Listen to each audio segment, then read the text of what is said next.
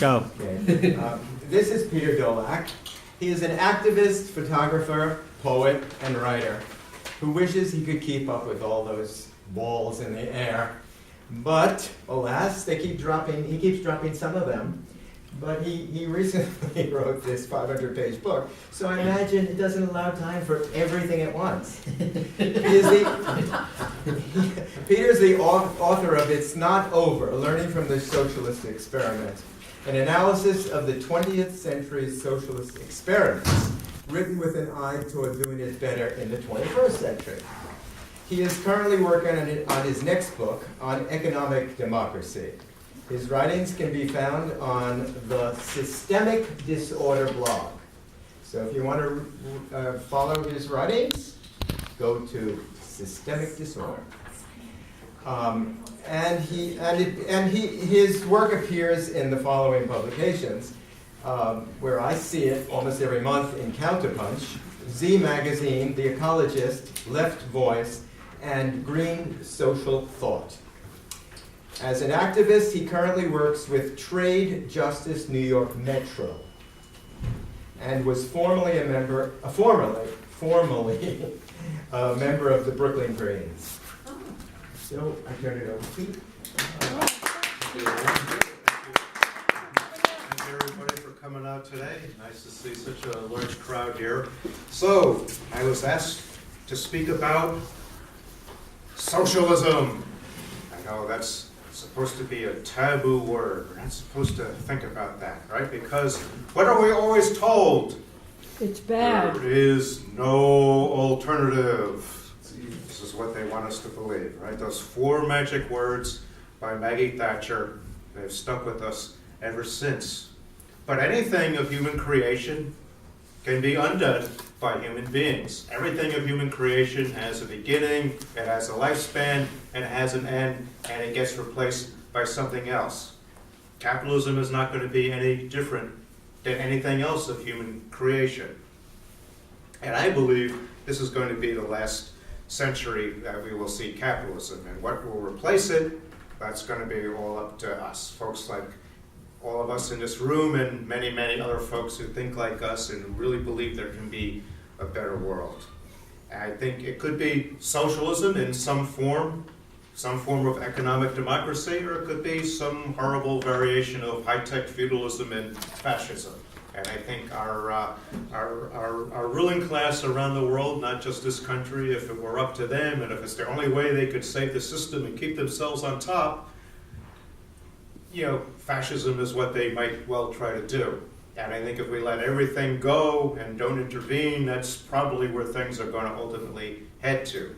But that's not, there's nothing in the cards that says anything has to be that way. Things can be better. We all believe a better world is possible, right? And the reason for that is because humans can intervene, and if we intervene in sufficient numbers, with enough vigor, then we can indeed create a better world, something beyond capitalism, something based on some form of economic democracy. So what is socialism? We're always, it's this almost this boogie word, this taboo, socialism. Oh, that's some terrible, scary thing. That's why they always keep telling us there's no alternative to capitalism. I had already signed the So, does it have to be any particular form? I don't think it is. I have a very basic definition of what socialism should be. And it's just basically another way of saying economic democracy. It's just a way of saying that all of us who get up in the morning and go to work, or students who will soon enough be getting up and going to work, and those of us who are retirees, those of us fortunate enough to get there, who spent their whole life getting up and going to work, that all of us should actually have a say in how things run and how things get organized in our enterprises, in our workplaces, how things get organized in our neighborhoods, in our cities and towns, in the politics on a local level, on a bigger level. That's what socialism is to me. That's what socialism is. It's just another word for saying economic democracy. It doesn't have to be, it's pounded into our head. Oh, it's what they did in the Soviet Union. Oh, it's so evil. It's so awful. And the Soviet Union fell apart. It fell apart for reasons I spent a lot of time in here digesting. That was actually the beginning part of why I started writing this book, It's Not Over, because I just wanted to figure out, well, why did the Soviet Union fall apart? There's a lot of reasons for that. We can get into that later if we want. But, you know, that was one system that certainly did not start out to have a system like that. They had a very, very different vision in their heads, and it's a long, involved story with lots of twists and turns. Their defense against 14 capitalist nations that invaded them, you know, devastated by 4 years of World War I. Russia, far and away, took the most losses and had the most deaths in World War I. 3 years of an absolutely devastating civil war. And believing that, well, we're the weak link, we'll go first, and then there'll be revolutions in Germany and other places in Europe, and they'll lend us a helping hand. Then none of those revolutions happened. I go into that as well. And so they thought if there isn't revolution in Europe, we're going to go under. Well, there wasn't revolution in Europe, and somehow they didn't go under, and they got to the early 20s, and it's like, whoa, what do we do now? What do we do now? There's no blueprint for anything. So it took its twists and turns. It went the way it did.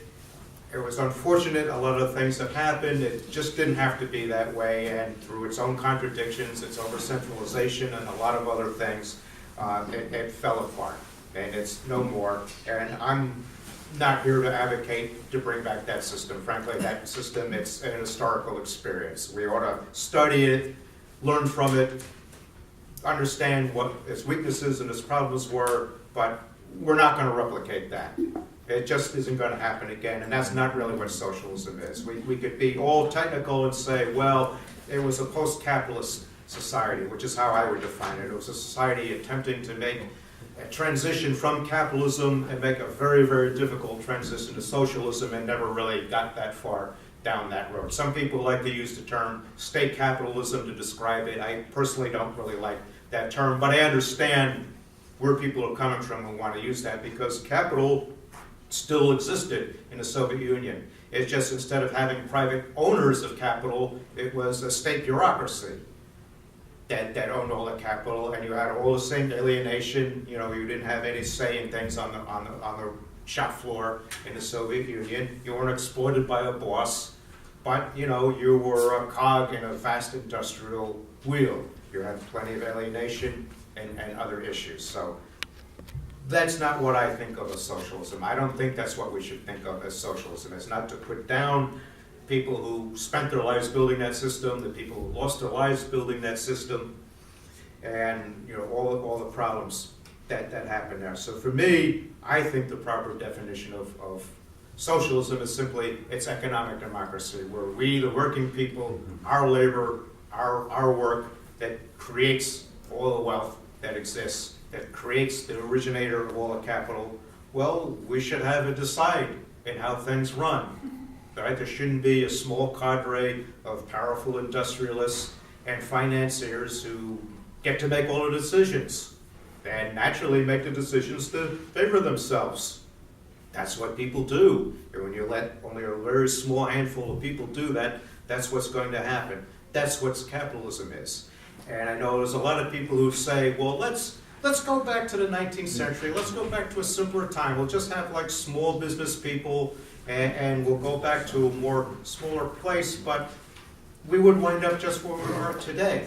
Because, see, the secret of capitalism is competition. Competition. You could take your next door neighbor, who's a really nice guy, he mows the lawn. When your grass gets long, he even mows some of your lawn with his mower. Really nice guy, invites you over for dinner. Next dinner you'd want, but make him the CEO of a large corporation, and he would wind up doing all the same things that CEOs of large corporations do now. Not because there's some character flaw of that person, not because the CEO is necessarily evil. I mean, you know, okay, Monsanto, the people who run that company, they're probably pretty evil, but your average CEO isn't necessarily an evil person, even if they're doing really bad things. But competition is so rigorous and so relentless that you have to do what you have to do to survive, because if you don't screw over your workers and do everything you can to survive, your competitor will do that, and it's going to run you out of business, and you wind up having to do the same thing yourself. So that's the dirty secret of capitalism. It's grow or die. Grow or die. And if you don't grow, you're going to die. So it doesn't even matter what the personality of the CEO or the boss necessarily is. This is what the rigor of capitalist competition is going to require them to do. And the smaller is going to get bigger, the bigger is going to run the smaller out of business, the bigger and the bigger are going to merge and become the gigantic, and then the gigantic is going to merge with the gigantic and make the colossal, and et cetera, et cetera. I think one good way of understanding this is that we've had a system of national capitalisms where within each country, capital merges and merges and merges, and you wind up with an oligarchy where you have 2, 3, 4 corporations essentially controlling a whole market. And then you have the same thing in another country, in another country. Now everything is so globalized, so internationalized, that now this is all being replicated on a global level, where soon we'll have 2 or 3 or 4 corporations in the whole world swallowing up and dominating the market for an entire global thing and not just a national capital. And I think that's the process that's going on now. That's why we have all these trade things, all the NAFTA and the Trans-Pacific Partnership and the Transatlantic, and the worst one of them all, the most secret one, is called the Trade and Services Agreement.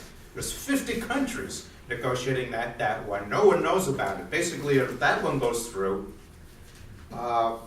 regulating the financial industry will be literally illegal, right? And we a lot of us here probably fought. I spent the last 3-4 years of my activist life working on stopping the Trans-Pacific Partnership. I bet there's people in this room who worked on that issue as well. And why do they keep doing this? I mean, I remember once giving a talk, and this very sincere woman got up and she says, well, why do governments do this? Why do governments give away all their power to corporations? And I saw a couple of people sort of like stifle a bit of a giggle in there. And I said, no. That's an excellent question. In fact, that's the best question anybody can ask. Because it makes no sense. Why would a government give away all its power to a private corporation? Well, we have to ask, well, who controls, who's the dominating factor in a society that the government governs over? Well, it's the big giant corporations. And their government is simply a reflection of the dominant powers in a given society. Government is not some abstract entity sitting there up there in the clouds above society somehow. It's going to simply reflect who has the power, who has the money. And in capitalism, you have the capital, you have the power. So therefore, this is what the capitalists are going to respond to. As they, again, meet the rigor of capitalist competition, they need to cut their costs. So they're going to do, and they're going to look around and say, let's move to Mexico. They get 10% of what they do in our country. And then, let's go to China. They get half of what they get in Mexico. Now they're learning to look at Vietnam and Bangladesh. Those are the low-cost alternatives to China now. So why do they do that? Isn't that because they're necessarily evil people? Some of them might be, I don't know. Some of them might be very nice people to have as a neighbor. I don't know. I don't know any of them. But if they don't do these things, their competitor will. They're going to go out of business if they don't do that. So they have to do that. So now you've moved your production overseas. Well, you have things like tariffs and trade barriers, which are there for good reason, because you want to protect jobs. But for the multinational corporation that, is in Bangladesh or China and has another plant maybe in Vietnam, and then from Vietnam they ship the parts to the plant in China and then ship it back across the Pacific, well, these are barriers. So they want these barriers to come down. So naturally they go to governments and say, hey, we can't compete. So we want you to take these things down, and here's a few mil for your next campaign. And the government is, oh, hey, this sounds like a really good idea. And then they make up stories. Oh, this will be wonderful for everybody. And so here we are, unless we fight back. But of course, globalization has the immense power of multinational capital behind it, and we're just regular folks scraping by trying to make a living. So there's no effective democracy because there's no economic democracy. We go to work, we don't have any say in anything.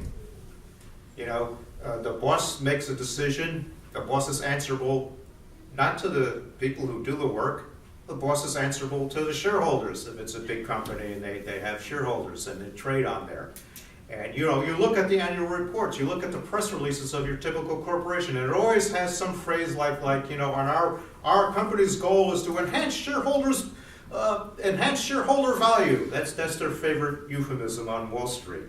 Well, what does that mean? That means we'll do anything it takes to make our stock price go up. And if it means laying you off and making the people left do 2 people's work and then laying some more people off and having the remainder do 3 people's work, and then moving to China or Bangladesh, that's what they're going to do. That's who they're answerable to. You don't have any say in this. I don't have any say. You don't have any say. Nobody in this room has any say to this. So therefore, we have no economic democracy. And from that, we have no political democracy. If there's no economic democracy, there is no such thing as political democracy. So that's why socialism is economic democracy. If we cooperate in our enterprises and the enterprises cooperate with other enterprises and not compete with them, then we can have an economy based on cooperation, on economic democracy, where we who work in the enterprise have a say, we vote, sometimes we win a vote, sometimes we lose a vote, but at least it's a majority vote or consensus. Different enterprises, I suppose, would have different ways of going about it. You'd elect your management. If management starts doing things we don't like, we'll recall you, we'll elect somebody else in there. So is this a pipe dream? I don't think so. People have been talking about this since the 19th century. There are enterprises that operate as cooperatives. Now, because of they have to exist in a capitalist world, they have to exist externally as a capitalist business. So take Mondragon in Spain, the world's biggest cooperative. Now they have something like 95 companies in there making all kinds of different things. They have their own bank, they have their own supermarket chain, they even have their own university. Their very first business they ever started up was a maker of kitchen appliances. White goods. Went out of business about 3 or 4 years ago because they couldn't take the rigor of competition from East Asia. Just they made stuff too cheaply, they could no longer compete. So if there was a capitalist enterprises, gee, thanks a lot, we really value your loyalty, good luck to you. That would have been that. So at least with Mondragon, they says, okay, we'll put some money in there, keep you afloat. They did a couple of rounds of that, they decided it's just not viable anymore. We're going to have to shut you down. But we'll retrain you, and people got redistributed among the other enterprises there. So nobody got put out on the street, as happens here. It's happened to me personally. My first day back last year from the holiday, 20 of us, mostly senior editors at the network of publications, said, see ya. And that was it. I had 16 years, and they got themselves in too much debt, so that's why. So I was lucky that I actually got a little bit of severance pay. Well, a lot of people don't even get that. But that's the way it goes in the capitalist enterprise. They're going to do whatever they have to do to survive. This is what the bosses decide. Okay, so almost everybody there had 10, 20 years there. See ya. All right? So, and what would you do in a cooperative enterprise? All right, things are getting a little tough. Well, maybe you'd all get together and say, all right, if we all took let's cut our pay 5% for the next 6 months. We don't want to do that, but everybody will get to keep their jobs. Things will turn around, and then we'll restore our things. And when we make a bigger profit, we'll just redistribute the profits. And wouldn't that be a much more humane way? Imagine that, humane behavior in the workplace. What an unbelievable concept this is, right? But we always get those 4 magic words. There is no alternative. So why do they keep telling us this? Because that's what they want us to believe, that this is all that could ever be. Let's face it, most people know they're being screwed. People know this. Even conservatives in your family, you're probably like me, you have some conservatives in your family, they know they're getting screwed too. You talk to your friends, they mostly get screwed. People don't like the system. They put up with it because, I gotta get up, I gotta pay the mortgage, I gotta pay the rent, I got payments on the car, maybe I'd like to take a vacation in August. You get up in the morning and you go to work and you put up with it because you don't have a choice. But people don't like it. But why does people put up with it ultimately? I mean, not for the basic things of, well, if I tell a boss to go screw, I'm not gonna be able to make next month's mortgage payment. It's gonna be because people really believe there isn't anything better. Yeah, this isn't so good, but oh heck, anything else would be even worse. So I guess I'm just gonna have to learn to live with it. And that's where the power of there is no alternative comes in. I think that's the linchpin that holds things in. It's the psychological. Even though I'm a materialist and things are rooted in the economic, but it's not, nothing is ever reducible to the economic.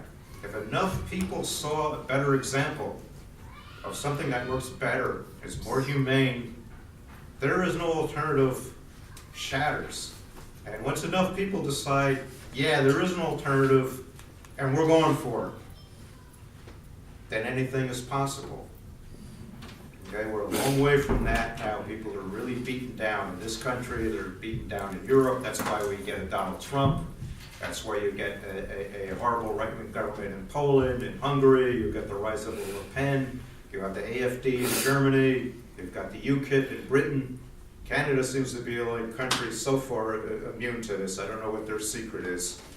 Although they have, the Obama of the North and Justin Trudeau says lots of nice, wonderful things and does the same thing the conservatives did, just as Obama kept most of what Bush did in place, but sure made a pretty speech, didn't he? But here we are with Donald Trump. So here we are with the Tea Party, right? It's not because people are happy with things. People who are happy with things would have never voted for Donald Trump. People who are pissed off, feel they're getting screwed, are looking for somebody to say something and make some kind of gesture to acknowledge things are bad. Now, if we had a good, solid left in this party, we could explain to people, here's what's going on. This is why you're getting screwed over. But we don't have an effective left in this country. We have a mass media also that's completely dominated and owned by the right.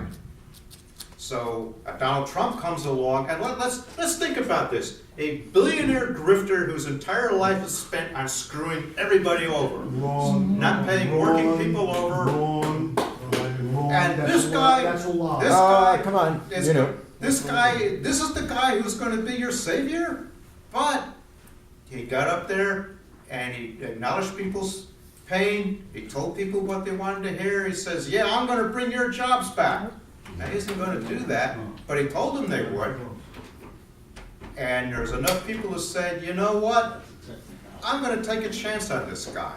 At least he's hearing me. I'm going to take a chance on this guy. Hillary Clinton didn't do that. Okay, Bernie Sanders would have. All right, I have my criticisms of Bernie Sanders. I'm not a believer in political saviors, and if there were a political savior, it would not be Bernie Sanders. But he would have been a lot stronger candidate than Hillary Clinton because at least he would have spoke to where people were at. What's your Okay, instead of the Hillary Clinton. There'll be a question time later. Okay, so that's why we get it up, because that's a sign that people are really struggling. Okay, so I think we can convince people that there is an alternative. It doesn't have to be this way. Okay, so what would a better world look like? It's not enough to say what we're against. It's not enough to say what don't we like. We have to have some kind of vision. We have to something tangible, some kind of idea that's reasonable. Not something pie in the sky, not something totally removed from where we are now. Because as the old saying goes, when we build a new world, we're going to be using a lot of the bricks from the old world to build it. There's no blank slates. We're going to have to go from where we are now. All right, it's going to have to be transitions as we build our way to something, and then, whatever that next stage is. If we go to capitalism, to socialism, that's not an end point. There's no end point of human development. We go to a better world, it'll work better for people, but over enough years, enough time, contradictions will build up into that. There'll be people wanting to do something better, and at some point, people will evolve, and something else will arise, and people will evolve into something beyond that. Well, that's beyond my imagination. We have our hands full with figuring out how do we get out of today's mess. Okay, so one thing I think we have to do is if we're going to have an economic democracy, if we're going to have an economy that's designed to meet human need, and not an economy that's built to satiate the greed of a handful of people, which is what we have here now. Under capitalism, production is not to meet human need. Production is to make a private profit. And if in the process of making that profit you happen to fulfill a human need, great, that's wonderful, but that's a bonus. You don't have to do that, okay? And if you don't believe that concept, just ask yourself, why is $2 trillion a year spent on advertising? Mostly spending advertising junk we don't need, because there's not a human need for most of the junk out there. All right, so an artificial need has to be created for it. That's why we have this massive advertising industry. That's why we have an economy that's based so heavily on consumer spending, one where consumers are losing their pay and getting their pay cut and losing their jobs. So it's also, from the boss's standpoint, not a really great idea in the long term, because if you ain't got money, you ain't buying stuff. And an economy like the U.S., where something like 71% of the U.S. economy is based on personal consumption. That's everything from toothbrushes to the automobile you buy every few years. All right? So if people aren't buying stuff, if people are broke, that's just an enormous drag on the economy. So what would a better world look like? I think it would be a world based on cooperation, that magic world. Not competition, but cooperation. Now, what would that mean? I think it would mean that not only would we cooperate on the job, but also mean that as we relate to other enterprises, as we, buy from the person who delivers the raw materials and sell to whoever you sell to, that you cooperate with them as well, and that the different enterprises aren't competing with each other, that there's some kind of plan that would say, all right, based on what we got sold last year, we think for next year we're going to need 2 million boots. So it wouldn't be like in the Soviet Union where they actually had a giant agency called Gosplan. This was the state planning agency, and some bureaucrat would sit there and say, all right, comrades, we need 2 million boats this year. Okay, factory X, you make 500,000. Factory Y, you make 500,000. Order went down, and you on the floor, you made 500,000 boots, and then you got your bonus. Because didn't matter if they were good boots or bad boots, you just had to make your 500,000 boots, and you're okay. That's top down. That's not what we're talking about. But if we look, and the aggregate of is, we made 1.9 million boots last year, and we really were a little bit short. I think let's all make 2 million boots, and all the boot makers get together and say, okay, well, how much capacity do you have? Well, how many boots can you make? Do you think this is 2 million? They're getting information from their consumers, and you have information going up and flowing down. So planning would be horizontal rather than vertical and top down. So that way, the different factories make their boots and they're not competing with each other. Obviously, you have to make a good boot, because if 3 factories make good boots and 1 factory makes a bad boot, people aren't going to buy from that bad boot, and that factory better get its act together and make better boots, or maybe they're not going to survive. So you will still have some measure here. So you don't have to undercut yourself. That way it's like, okay, we'll go out, we'll make a good boot, people will want to buy our shoes and our boots, we'll set it in so we make ourselves a little product, we can pay ourselves a salary, we do well, we'll distribute the bonus ourselves, pay our taxes, save some on the side, because obviously we've got to upgrade our, for future investment, and doing things like that. And I think through more of a system like that, we can see the beginnings of a system that would be more rational, right? Who gets rewarded in this system of competition? It's people who are really fierce competitors. You know, I'm going to build something. I'm going to create my corporation. I don't care who I stomp on. I don't care how badly I have to treat my workers. I don't care who I run out of business. I'm going to be a great success. Well, that's the person who succeeds because it's not because there's some human nature that we're all greedy, nasty, self-centered people. I mean, we're competitive people, most of us. You know, when we were younger, we played ball or did sports, or maybe we liked to sing and went in a talent contest. And, you know, maybe we're on a winning softball team, or we won the songwriting contest, or whatever. Well, you know, we're human. It's nice to win something there. But, you know, we don't have to make all society operate like that. We don't have to screw one another over. We don't have to kill one another. We don't have to beat people into the ground to do that. If we had a system that was based on cooperation, then who would do well in that? The people who are good at cooperating. We'd have a whole different thing. We're human beings. We have a wide variety of human characteristics. Unevenly, some people are more competitive and not so cooperative. Some people are very cooperative and less competitive. Some people are somewhere in the middle and evenly balanced. So the better aspects of the human personality will come out, as opposed to a system where the bad aspects of human personality are what we reward and what's going on, right? I mean, why in this country there's such a mad scramble? Everybody wants to get their hands on some money. Well, because it's a mad scramble just to survive, all right?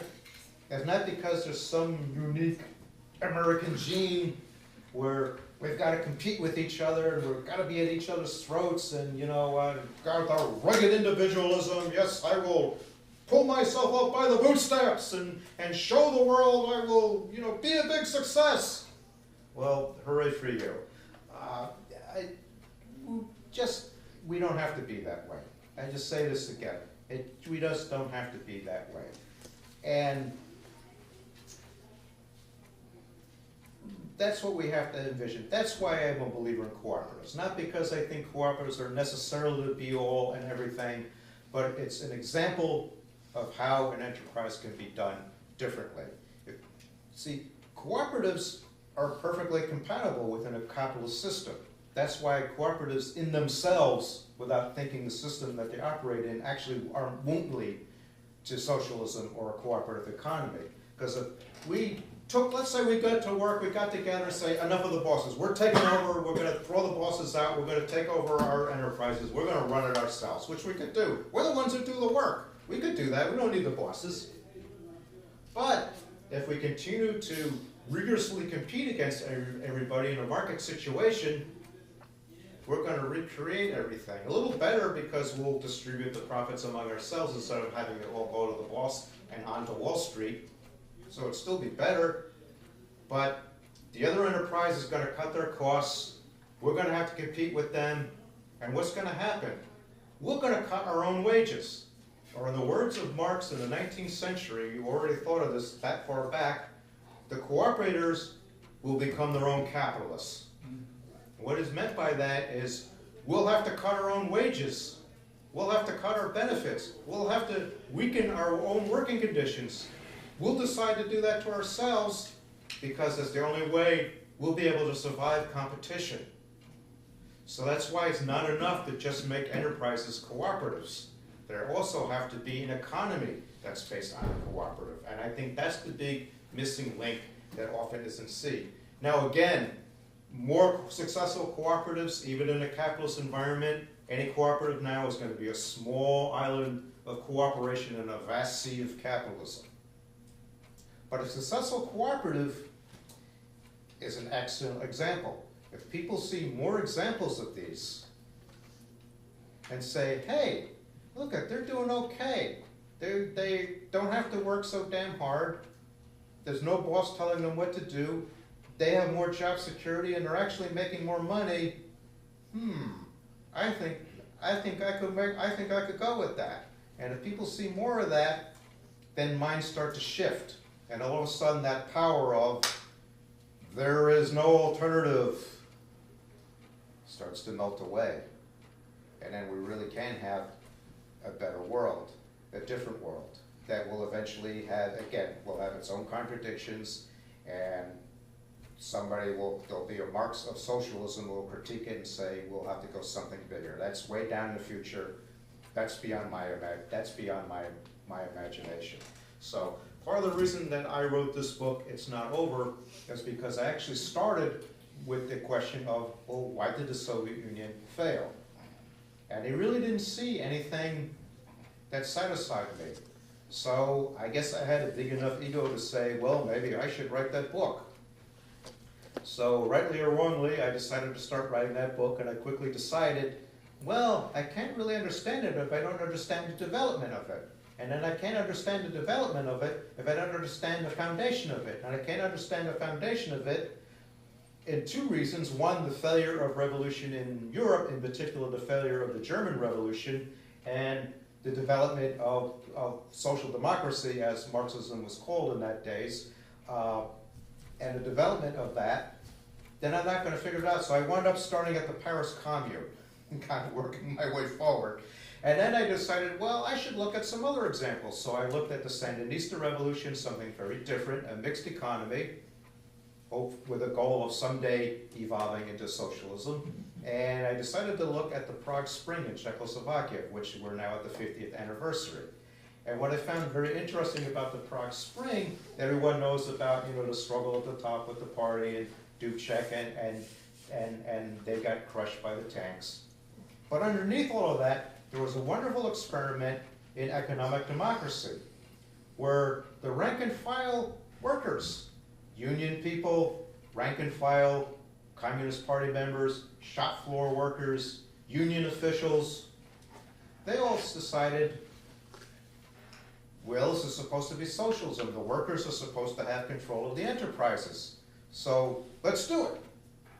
And they started getting together, and they pushed the party into that. The party was like, okay, we have to democratize. That was what the Dubček wing of the party wanted when they came to power. The workers went well past anything that the economists and the Dubček government was doing. They actually had created statutes and started implementing this. They actually had a national conference where 1/6 of all the workers in the entire country were represented.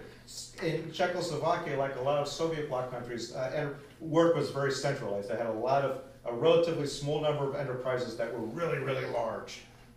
So it was kind of easy to do that. They actually had a national conference. They recorded it. They took notes. There's a whole book written about a lot of the reports of this. And what they decided to do is they were going to have planning. They weren't going to make it all private. In their case, they weren't even going to make it cooperatives. Everything was already owned by the state. And they decided, we'll keep everything in state hands, but instead of having a bureaucracy run everything, we'll get rid of the bureaucracy. We, the workers, will decide how to run things in our enterprise, and we'll build the bigger structures into the national level, and we'll plan the whole economy democratically, based on feedback up and down. And so to run the things, they decided everyone in the enterprise, except for the CEO, in their parlance, the director was the CEO. Everyone but the CEO was part of the workers' assembly. That was just the whole factory as a whole. They would elect the workers' council, and they were essentially the board of directors. They would follow the orders there, and they would make sure that things got implemented. The workers' council would hire the manager, including the CEO. The workers' council got elected to specific terms. They were recallable. Management was recallable. Usually the management were elected from the shop floor people. The CEO might be an outside person, might be an inside person. Different ones did different ways. And there would be term limits on the CEO, on everybody, because they didn't want some permanent cast of managers to develop. So you would spend a couple of years on the workers' council while part-time still doing your job. You would step down and new people would get elected in. Different people would get rotated into management and go back to being a shop floor worker. And they had this very, very sophisticated system set up. It was really fascinating to read about this and to write about it. And this is the unknown part of Prague Spring. There's very, very little that was ever written about this. I had to really struggle to find some really obscure books to learn about this. It was just a fascinating story. Really sophisticated politically. And they're just like, this is what socialism is supposed to be. I mean, and they wrote articles saying, yes, we are now overcoming alienation. We are now establishing a true socialist economy where the socialist worker will now make the decisions in the socialist enterprise. You know, it's a lot of good feeling about this. This is what got crushed. This is what the Soviet Union wanted to do away with, because it went against their model of, well, the bosses at the top make the decision and we run the whole country and make all the decisions for you. It was a very paternalistic system, the Soviet style system. You know, we're the ones who rose up through the ranks of the party, and we know what's best for you. You may not know it now, but you'll learn and grow someday and you'll understand. Very, very paternalistic and top down. Well, that's not what socialism is. Okay, that's something different. Now, I'll wrap up momentarily here, and we'll go to the Q&A. And there's one important aspect of this, okay, and that's that the economy was already technically in public hands. The public didn't actually control it; it was controlled by a bureaucracy. But it was all in state hands. So they only had to take one step. They had to say, okay, we'll do away with the bureaucracy. We'll do with this heavy-handed planning. We'll get rid of the party monopoly on power, and we'll start making our decisions. They're actually starting anew. They're going to have a 4-chamber legislature where they'd have one chamber would be traditional. You elect delegates from districts and send them up to the thing. But then they were going to have, you know, a chamber where workers were directly elected. They're going to have an agricultural chamber. They're going to have a social chamber where people who were teachers and in public things, they would have their own things. So any legislation that had to do with their area, it would originate within that. But see, they could do this because they only had to take one extra step. They just says, all right, it's already in state hands. Now we're going to do away with the bureaucracy. We'll run it ourselves. Our problem is that it's all in private hands. It all has to be taken away. Property, which just simply means the means of production. Property doesn't mean we're going to take somebody's pots and pans from their kitchen. That's really silliness. Property just means the means of production. Who owns the factory? Who owns the enterprise?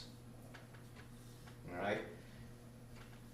We have to take that out of private hands and put it in public hands. If that means we'll put it in the hands of the workers who work there and set up a system where, okay, fine, because I don't think everything should be owned by the state. I think the Soviet model was way, way over-centralized, and that was a central contradiction that they never overcame. I think a certain key industries, energy, banking, if there's 2 industries that ought to be in state public hands, those are it. There may be some basic utilities, obviously the water and things like that. But you know, your corner grocery doesn't need to be in state hands. That's crazy. Your basic enterprises don't have to be. But if it's a socialized system where we're cooperating with one another, there's a loose plan, not because, yes, we must make 500,000 boots, but you planning as a guide, where, okay, we have a ballpark idea of what we think we need, and if we come up short or too many, well, all right, we'll make some adjustments for next year. And, you know, so economic democracy, where production will now be for human need. What do we need? Rather than, okay, I'm gonna work 8 hours a day, or 10 hours, or 12 hours, and if I'm lucky, I get some overtime, so somebody sitting on Wall Street can make an extra $1 million. Right? So our task is to figure out how do we get from here to there. And I think if we give people a vision of economic democracy, that it really can be better, if people see something better and can believe in it, we're already more than halfway on our road. Okay, we left a good half of the time for questions, and I'm sure a lot of what you have to say will be brought up, because I think there's a number of people who are dying to ask some questions. I'd like you to keep the questions down to half a minute, no longer, if possible. If it's going to be a big statement, then we'll try and schedule a talk for you in the future. But we luckily have a researcher here and a person who's writing books about it, and he's done a lot of research. So would you be timekeeper? Yeah. Let's not make a statement longer than a minute, because we have to leave time for the answers. All right, and I So- will do my best to give a brief answer. So, in the past, I belonged to an organization, and when we had questions, we did it this way. Raise your hands, I'll choose maybe 3 people, and you'll keep your order. The first one will ask the question, and when that's answered, the second one. And then we'll go for another 3 people. How's that? Yeah. Okay? Yeah. Does that sound okay? Okay, so who wants to ask questions? Okay, let's say 1, 2, 3. We had 3 people raise their hands. That's wonderful. Very cooperative.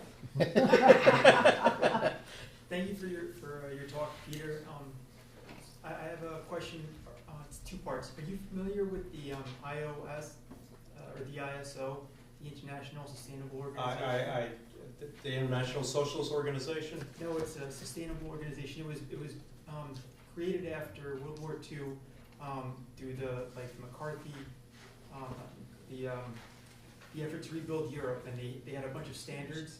So I'm just asking if there's an organization that you would say has a good reputation in terms of implementing standards that deal with social issues and economic issues. Oh, okay, so what would we do for standards under socialism? You know what, that's an excellent question. I have given thought to that. That's something I talk about in my book. I'm not coming up with anything original, okay? What I do is there's a lot of good ideas out there, and I'm trying to synthesize and take from what things out there. So I'm not originating anything. I think a good idea that I've seen out there is simply you have an environmental board, and you have a board that looks over working standards and equal opportunity standards, and that an enterprise would simply have to get a certification from all these things to make sure you're not discriminating in your enterprise, you're being environmentally proper and all other social things, and you have to get all your certificates, and then you have to every so often get recertified on that. And I think that would be a way, and also bring the community involved. So environmentalists would be on the environmental certification panel, who come in and say, yes, okay, good, you're doing what you need to be doing here. We'll sign off. If you're not, no, you're going to get shut down until you do things. That would be a good way. That's actually a really good question. Thank you for asking that. Sure. Yeah, it's called the ISO in there. Well, we wouldn't want to have a capitalist. Okay, now I understand what you mean, ISO. For people who are not familiar with ISO, in the 1990s, this was a international standards organization, I believe is what it stood for. And it was basically a way, but it was a very capitalist, top-down thing. It's not, we would want a much more humanistic standard system. So that, while a similar concept on paper, though how we would want it to be would be much different than that. Okay, where's the, yes. My mother was a Soviet citizen until D-Day, and then she worked for Russian War Relief. She always said there are many roads to socialism. And I think you're talking about democratic socialism, not Trotsky's socialism. But you said specifically that you had some criticisms of Bernie Sanders, who identifies himself, or did, as a democratic socialist. Could you elaborate on that? Okay, so criticisms of Bernie Sanders. Well, we look at who the leading politicians are. Bernie Sanders is way better than anybody else I'm seeing out there. He certainly would have been way better than Hillary Clinton or Barack Obama for that matter. Here's the thing with Bernie Sanders. He doesn't make the connection between austerity at home and imperialism abroad. Bernie, for whatever reason, I'm not a psychologist. I'm not going to try and second guess him. I'm just going to say what I observe. Okay? Bernie Sanders is often in favor of U.S. wars. He's in favor of the bombing of Yugoslavia. He's been in favor of other things. The Air Force wanted to station a fleet of F-15 planes at Burlington Airport. The Burlington community was dead set against it. And Bernie Sanders overrode his community and put it in there under the guise of, well, this will bring some jobs. You have a bunch of planes sitting around for the Air Force. I don't see what jobs you're going to get in there. Maybe a couple extra mechanics, maybe. To me, I'll give him the benefit of the doubt. Whatever else Bernie Sanders is, he certainly seems like a sincere, honest person to me. So I'll give him the benefit of the doubt. He sincerely believed this would bring jobs to Burlington. I think we may have our doubts about that. I wish he would make that connection to understand that you just can't have imperialism abroad. You can't be bombing other countries and not see the connection with what gets done here. These are not wholly separate, disconnected things. I remember during the primary, and he was debating Hillary Clinton, and what was his criticism of NATO? Well, Europe isn't paying their fair share. Well, wait a minute. Maybe we have a more basic thing of like NATO doesn't really have a reason to exist. NATO existed to be a barrier against the Soviet Union, a country that no longer exists. So NATO now has going around bombing other countries. Well, maybe we don't need NATO anymore. Maybe we just don't need that. Maybe that's a more basic criticism than, oh, the Europeans aren't paying their so-called fair share. That's not thinking things through. Well, I just personally think that Bernie was the best candidate that we've ever had since Henry Wallace. But unfortunately, I think he had as much chance as Henry Wallace. So I don't agree with you that he would have necessarily been more likely to win. Excuse me. Thank you. I don't think you were here when I mentioned Pete's blog. It's called Systemic Disorder. Email him if you have any further comments. Sure. That he gave us his opinion, and he's the speaker today. So good. One of the main place where I've run into there is no alternative has not been directly to do with economics, but with the decision-making structure. If I can channel my inner conservative political scientist here, the idea that quite aside from your egalitarian intentions as a group of people, once you create a decision-making structure, and by God, there is no alternative to having a hierarchy of people over other people, and eventually a top boss kind of person as a structure to make these decisions, that those people are invariably going to be corrupted by the power that they possess, or even just the structure itself is going to mean that the people at the bottom are coerced by it. And if that's so, how's that any different than what we have under capitalism, where it's not the evil nature of the people, it's the system that makes the things happen? Okay, so Your ideas. how do we avoid hierarchy and top-down decision-making and in cooperatives? Well, that's the whole ball of wax right there, isn't it? I think the way to do that is to have some kind of system of economic democracy where the workers as a whole make the decisions. They basically act as like, we're going to make the broad decisions. You elect a council that will kind of oversee things. You elect your management, and everybody's recallable. And that you have term limits. This is something that I saw consistently with a lot of different systems that in Yugoslavia, where they had a system of worker self-management, what they were trying to implement in Czechoslovakia and barely got off the ground before it was crushed. What they were talking about in Chile under Allende, which I'm studying at the moment for my next book. This is a consistent thing, term limits in there, so that way you don't get a caste. They were very conscious of, we don't want a caste of professional managers to be put in place. And that not only did they have term limits, that they were callable. If they started going against what people wanted to do, the workers could all control that, so everyone will take turns. I think you would also want to rotate jobs too. Why should somebody be stuck in some really lousy job? You know, we'll all take a hand and spend a month doing a lousy job, and then the next month do one of the nicer jobs, I think. And that'll also keep everybody fresh. I mean, if you do the same job all the time, it sure gets stale. So I think you've got to have enough things built into it, so you don't get that kind of permanent structure base, and that ultimately the workers as a whole make the decisions, and at the workers' council that's recallable with term limits, and that these positions on the workers' council, these seats are constantly rotated. Those are the ones who are implementing it and seeing to it that they did, and you keep the information going up and down. I mean, one thing they were worried about in Yugoslavia is that the enterprises were getting so big that they were worried about the managers getting out of touch because the manager represented too many people. So you might want to have like a relatively short, small ratio of worker to council member. And to keep that information going and the connections going back and forth. Any other questions? Yes, and yes. This is very, almost every time it's three people, isn't it? I think that is so cooperative. Yeah, but did you get me? Oh, let me get you for 4. needs it was. We have to be flexible. She'll take 4 this time. Okay, the first call, go ahead. Come to the checkout desk now. Just The ignore computer here will be turned off in 15 minutes. Thank you. Aren't we already, in many ways, a socialist nation? We have Social Security, we have Obamacare, we have libraries, we have public education. Aren't these all socialist programs? And my thought is that what is the next step then?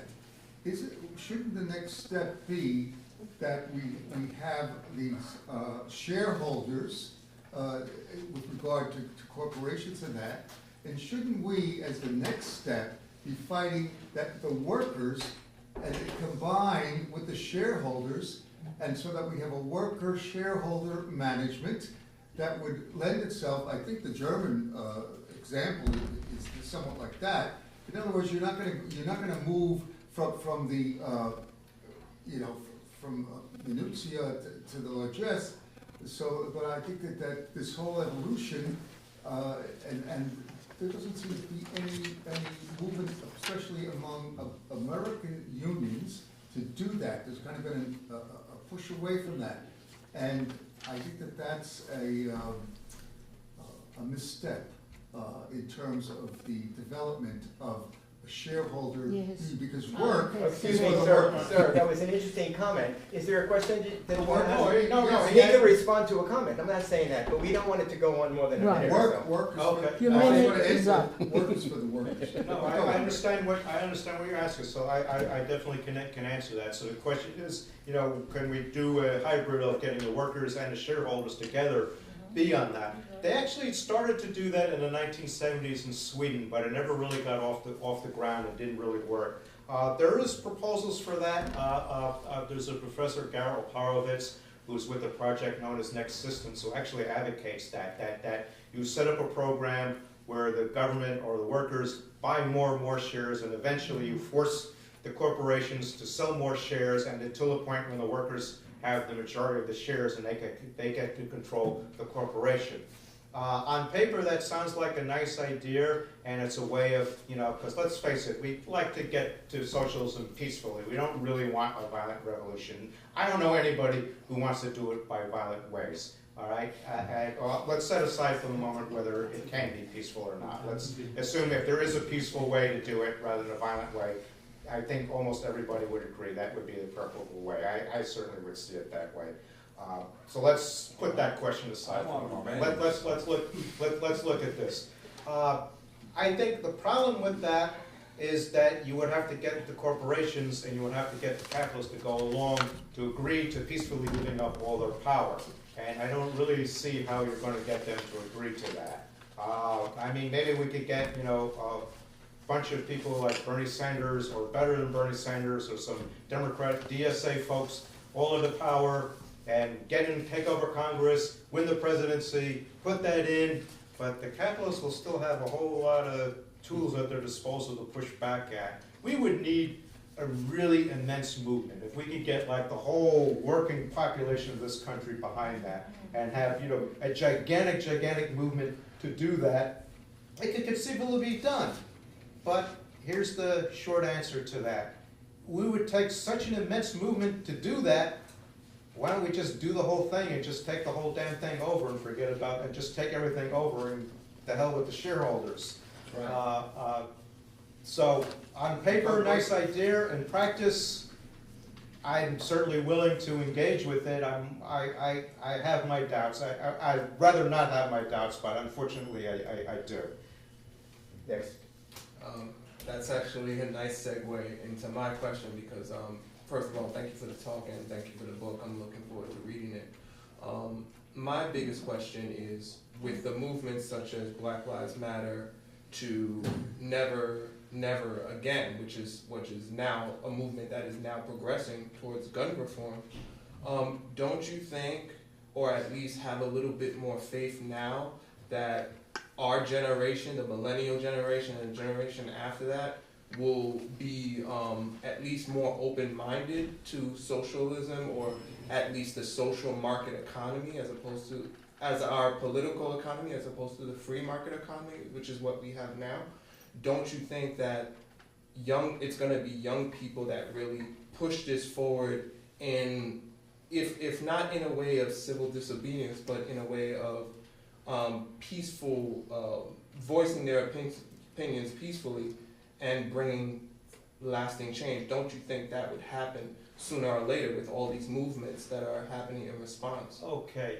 will millennials be the ones to do it? I would say to that, not only will it be millennials and the future sons and daughters of millennials, it will have to be the millennials and the sons and daughters of the millennials. It's not going to be my generation. If I'm around long enough to see that, I'll be out there. If I have to be on my walker when I'm 90 years old, I'll be out there and cheering you on. And if all my writing somehow helps somebody there, then I'll have done my job as far as I'm concerned. I think there's no question about it. Today's young people are much more open-minded about socialism and alternatives to capitalism. Much more open, because young folks today don't have the Soviet Union as this giant boogie. Okay, you look at polling. I've seen more than one poll, and people under the age of 30. Would you prefer capitalism or would you prefer socialism? And it's like 45% to 45%. Now that's really wonderful. Think about somebody my age. I mean, I was, let's see, 91. I was 30 years old when the Soviet Union when the Soviet Union fell.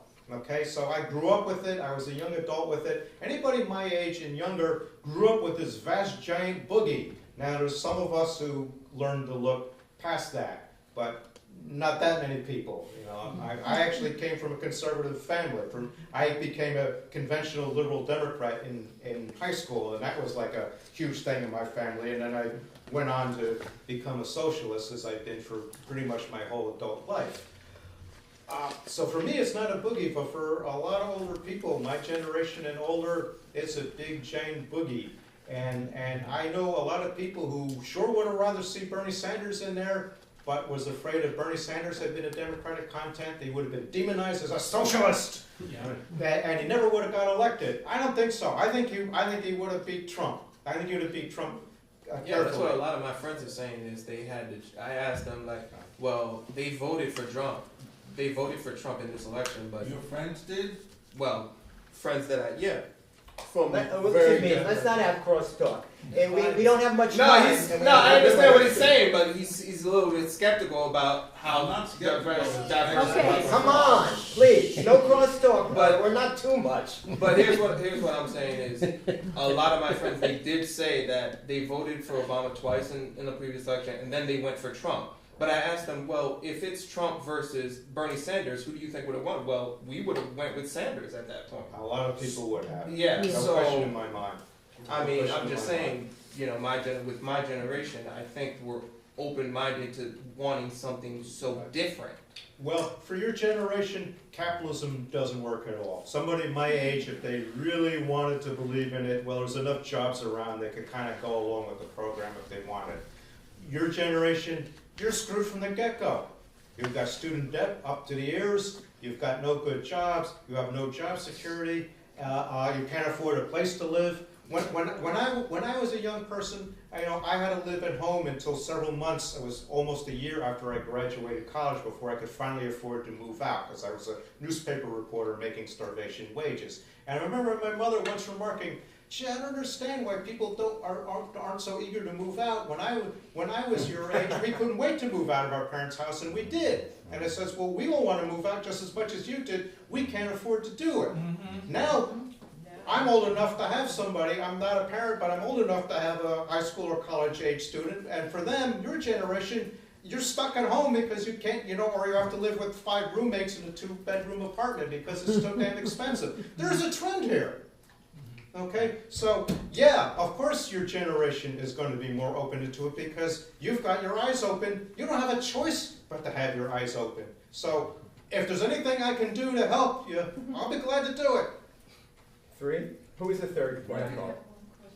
Yeah. Was it you? So Pete, Mr. Dolack, the beauty of your book is that I consider it a history book of what happened in the Soviet Union, Nicaragua, Czechoslovakia, and it's a compare and contrast, and towards the end, you don't really, I mean, you say it yourself, you don't have a total vision of the future, but one of the things, like in this talk, which is relating to what you said, is a chapter on Nicaragua where they discuss a system in which socialism and capitalism existed side by side, a mixed economy, and what happens there when there are bourgeois who do get a little bit extra within the socialist system.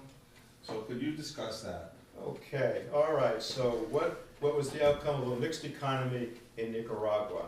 And the problem was there is that the capitalist sector was able to overcome the social sector. Not because the capitalist sector in Nicaragua was necessarily better than the socialist sector, it probably wasn't. But the social sector in Nicaragua was all on its own. They were attacked by Contras. The Contras always went after the cooperatives and all the stuff. They did everything they could. They specifically targeted the socialist portion of the economy. Right? That's what they always attacked. They destroyed farms, they blew up factories, they killed people, kidnapped people, and tried to force them into the Contra armies. And the Nicaraguan capitalists had ties to the U.S. capitalists and all the vast capital money and especially military might of the United States. So the United States has a population 100 times greater than Nicaragua, and pour that force onto a small little country, undeveloped, of 4 million people. So yeah, they weren't able to withstand it. And internally, what the Sandinistas did is they confiscated everything owned by the Somoza family. That was the family that was the dictator. That was 20% of the economy right there. That's how vast their holdings were. And a very small number of people who were very close to Somoza and were equally corrupt, they took their property. All the other property, no, we want you here. We're not here to take away your property. So most of the Nicaraguan economy was left in the capitalist hands. When you do that, what happens is you give the capitalists the power to take down the economy, and that's what they started doing. And as things developed, and I go into this in a lot of detail in the Nicaragua chapter of my book, they wound up at the end giving subsidies to the Nicaraguan capitalists because they like, okay, we're taking over the finance of the company. So now we will now finance your investment. You don't even have to invest yourselves, and we want you to keep producing. So they would give this money to the capitalists, and the capitalists would say, thank you very much, Mr. Sandinista Minister, and they would quickly ship it off to their bank account in Miami and not invest in their property and let it wind down. Now sometimes the workers would go to the government and say, hey, they're disinvesting in here, they're letting everything fall to pot, you need to come in here and take it over, and if it was egregious enough, sometimes they would do it. But the catch with that is they had a legal process, they wanted to be all legalized, and if they did agree to take it over, they didn't take it over at the price, at the enterprise that was now wound down and decapitalized and had all the stuff transferred out, now worth less. They had to buy it at the price that it was originally worth. So the capitalists had extra incentive to decapitalize and then get paid the full value of the property, even though they had dismantled a great part of it.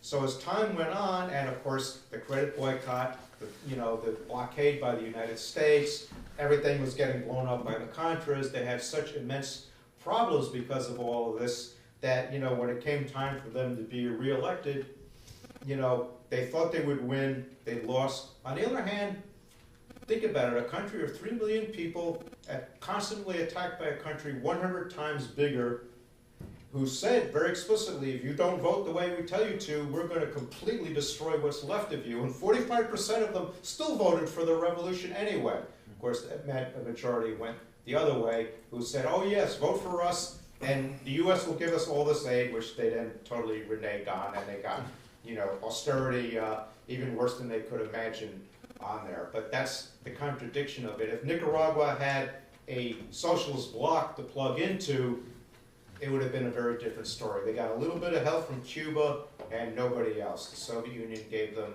no help. Not before, not after. And in fact, at the end, Gorbachev actually started threatening to withhold their oil if they didn't go and negotiate with the Contras. They were really left to the road. So that's why it's a very long, sad story of why that revolution eventually came to an end after 11 years. Yes, a question regarding electoral politics. I think you're a Green, right? I am. Yeah, and many people consider the Green Party too radical, or that we're too independent, we don't endorse Democrats, whatever. Others consider that we're not radical enough, that we're a bourgeois party, whatever. A couple of years ago, we did put in an eco-socialism plank. We're a socialist party, basically. I'm just wondering what you think. You said there are problems with the left. What is the role of the Green Party, you see, in developments going forward with cooperatives and a move towards socialism? Well, the Green Party is kind of a big tent party. I'll start to answer that by giving you my own personal experience. I joined the Brooklyn Greens in '99. I knew some Brooklyn Greens. I had been through a few organizations. I had gotten a little burned out from activism, took a break, was eager to get back in. I was looking for a good project to get behind that seemed to have a good program. So I signed up. Now, I thought the Greens I knew, this was representative of the Green Party. Turns out, well, they were representative of the left wing of the Green Party, as I found out. And I wound up being very advanced at this time. I haven't been active in the Green Party in many years now, so I'm not going to speak to what it is now because I don't have a basis to do so. But '99 to the end of 2002 was my period of activity there. And I wound up being one of the main spokespeople on a state level for the left wing of the party, and after a while I got very frustrated. I was certainly among those that said this just isn't radical enough, because at the time we had a three-way struggle among, and I'm using these terms relatively, okay? No one in the Green Party is a right-winger. I'm not saying anyone is a right-winger, just relatively within the Green Party, who had a right wing of the Green Party who said, let's just be electoral, let's run our campaigns, and we don't want too much of this activism running around, it makes us look bad. Right? You had a center wing who says, okay, we have our activists, we've got electoral, let's meld them together and use them together. You had your left wing who said, yes, of course, we're a political party, we should run it, but our campaigns are to get the issues out there. We know we're not going to win too many elections, and our main thrust is our activist work, and let's make all this work together. And, those of us on the left were the Red Greens. There was originally an insult. They started calling us the watermelons, but it backfired on it. We adopted the name and said, yes, we're Red Greens. And this was the structure of the party at that time, and it got very frustrating for me. Finally, at that time we were organized. We had 3 state assemblies a year, and usually the center and the right would vote against the left, and we're always at loggerheads all the time. I got very frustrated. People who are still active in the party tell me it's kind of gone more in the socialist direction since then. That's great. What's the Green Party's role in the left? I think to be a vigorous advocate for the environment, to connect the environment to the workplace, to how society is structured, to be a vehicle where people of different persuasions could be in. I think it's good that the Green Party, has a structure that it can take different tendencies in there, but I guess it also has to decide, well, are we going to go in the socialist direction, or are we going to try and reform capitalism? If you want to reform capitalism, you've got the Working Families Party. I've had friends come to me and says, Dave, well, what party should I join? Well, what's your goal? Well, I really want to get the Democrats more to the left and have a more liberal thing. I would say, you should join the Working Families Party. If that's what the Green Party wants to do, I don't know that that's going to be so effective.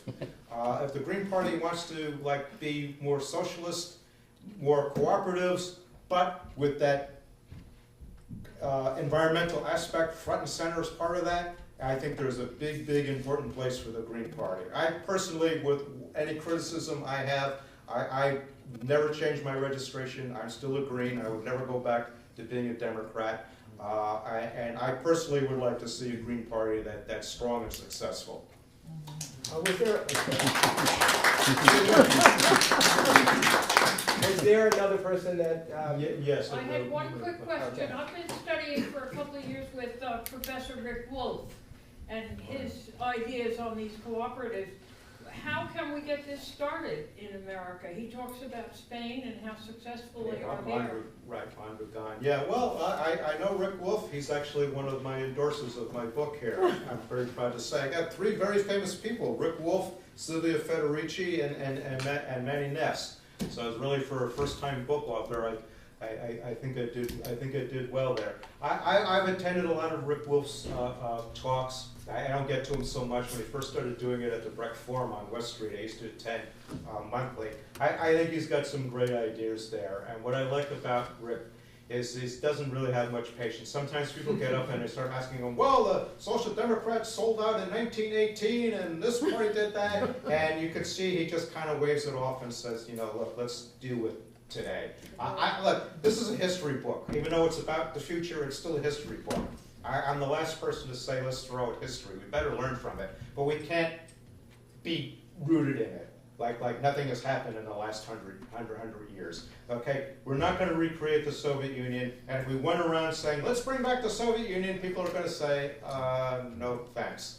I'll stick with what I got. Okay, so we really have to think, and that's the value of Rick Wolf. He's thinking seriously about a different way of thinking, something that's comprehensible that you actually could get to from here to there, what he's talking about, and I think we need a lot more, and with a wonderful way of explaining complicated economic things in comprehensible things. That's the slogan of my blog, Systemic Disorder. My degree is in journalism, so if I can understand economics, so can you.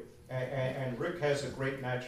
And I see sometimes he gets criticized. Well, he's not enough of a Marxist. He's not talking about state ownership. And my response is, he has a big audience. He's an incredibly good speaker. He talks about these complicated things, breaks it down so everyone can understand it, and is talking about something viable as an alternative. What on earth could be wrong with this? So I wish we had more Rick Wolfs.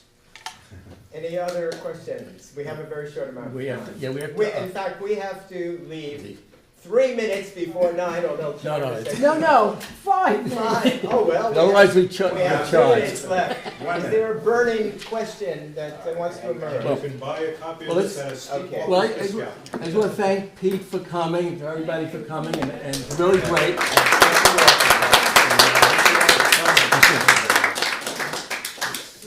May I just announce for those of you who don't come to these meetings regularly, we have a speaker every other month. And our next speaker is going to be on April 16th. It's going to be Alan Hunter on anarchism. All right, so Marxist and anarchist. Keep an open mind. Jim, Thank you. I know. No,